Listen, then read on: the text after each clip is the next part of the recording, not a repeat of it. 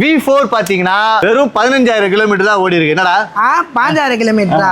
8000 kilometre தான் ஓடி இருக்கு. 8000 கிலோமீட்டர் தான் ஓடி இருக்கு. ஓகேங்களா? செம்ம கிளாஸா ரெட் இருக்கு, செம்ம கிளாஸா ப்ளூ இருக்கு. இது V4 எந்த வருஷம் மாடல்? 2022. இது 22. இது V3 யா?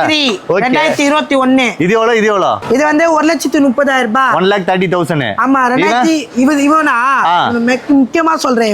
இவனையே முக்கியமா சொல்றேன். மார்க்கெட்ல 1,15,000 ரூபாய் கம்மி கிடையாது வண்டி. இந்த வண்டி 21 மாடல். 21 மாடல். நம்ம எவ்வளவு? மார்க்கெட்ல உடைச்சி. மார்க்கெட்டே உடைச்சி. மார்க்கெட்ல உடைக்கிறோம். ஓகே. 1,05,000 ரூபாய்க்கு தரும். உடைச்சா அப்படி கைலாங்கல தான் போட முடியும். மார்க்கெட்டை தானே உடைக்கிறோம், வண்டியை உடைக்கிறோம்.